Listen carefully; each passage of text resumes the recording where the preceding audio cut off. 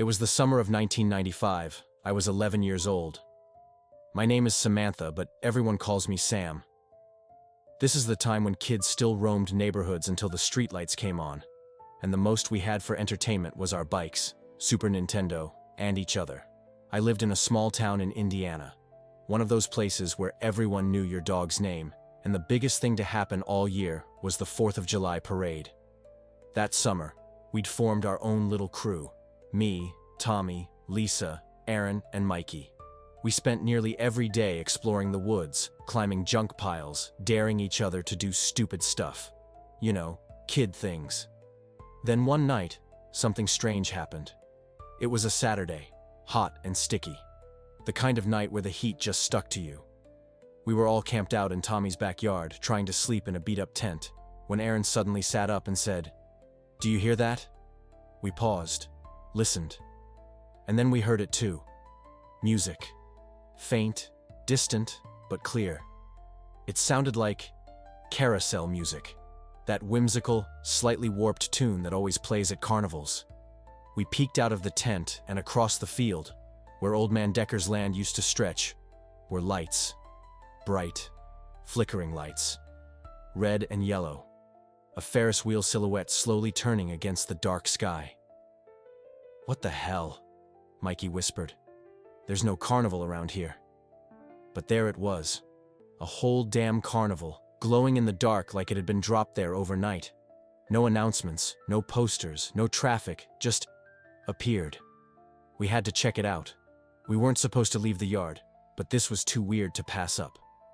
We crept across the grass, hopped the back fence, and headed toward the lights. The closer we got, the weirder it felt.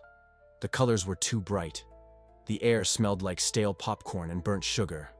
The rides creaked, but there were no sounds of people, no laughter, no crowds, just that carousel music looping endlessly. When we stepped onto the fairgrounds, everything stopped. The music, the rides, dead silence. Then, slowly, the lights flickered back on, one by one. The rides started moving, and clowns, 3 of them, stepped out from behind a striped tent. They didn't speak, just stared.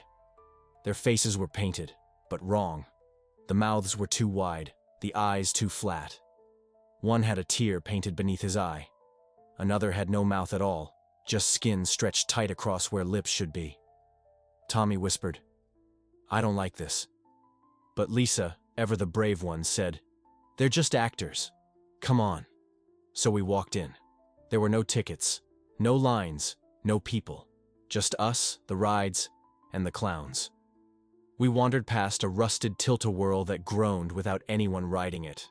A funhouse mirror maze where reflections didn't quite match our movements.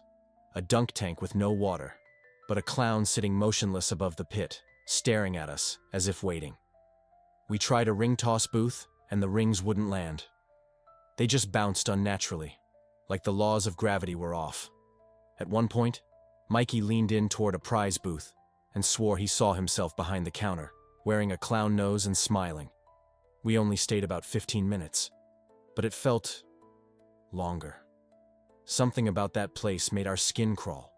The clowns never followed us, but they were always nearby, watching, silent. We ran back the way we came. When we reached Tommy's yard, the music stopped, the lights vanished, and when we turned around, nothing, just a dark, empty field. The next morning, we dragged our parents out there. 5 adults and 5 kids, stomping through wet grass. But the field was empty. No tire tracks. No litter. No burned-out bulbs or forgotten booths. Just grass. We begged them to believe us. Swore we saw it. Smelled the popcorn. Heard the music. But all we got were chuckles and comments about overactive imaginations. "We probably dreamed it," Aaron said weeks later. "We had to have." But we all remembered the same exact things. The crooked mirrors. The clown with no mouth. The carousel tune, off-key like a lullaby melting. Years passed. We moved on. Moved out. But here's the kicker, Nightroot. In 2023, I got a message from Tommy. We hadn't talked in over a decade. All it said was, "It's back," by the railroad tracks, Same music, same clowns. He sent a photo. Blurry, dark, but clear enough. A Ferris wheel, half lit, turning in an empty Indiana field.